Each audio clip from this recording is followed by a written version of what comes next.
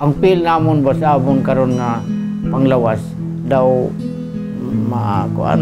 magaana, no? Murag may energy na. Kay kuan man gud tungod kay katong mga bulong nga iya gi dapat isunod gid ang oras kag ang gihata nga mga pagkaon nga para sa kada adlaw. Kauna nga nakaabot kami sa inakaano mga adlaw, mura og gaan ang amon mga piling sa among lawas. Mga empleyado diri, no? Very sila accommodating kayo, ha? Kay natistigan mga namon nga tanan nga mga atag trabaho diri nagaano gid. Nagasunod gid sa maayo nga palasundan nga pasunod sa ilan ni Dok Ediligo.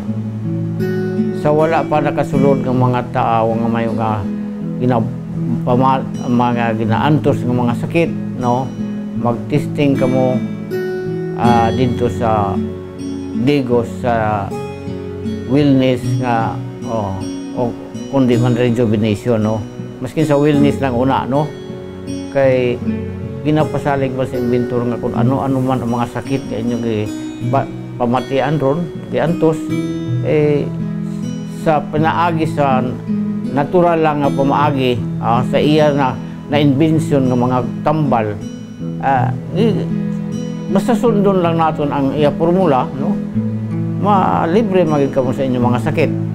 Amo na ang giawhag ko sa mga tao nga wala pa testing, tilaw, puro ba sila sa inventor, no? Nagapasalamat din kami nga na-discoveryhan niya ang mga herbal nga pagtambal kay way delikado sa atong lawas. Wala sing overdose, wala sing ng reaksyon sa iba natin nga parte sa lawas kung ano na aton tumaron. Ako sa Bienvenido Suwan. Ako taga Surala, South Cotabato. 76 pa.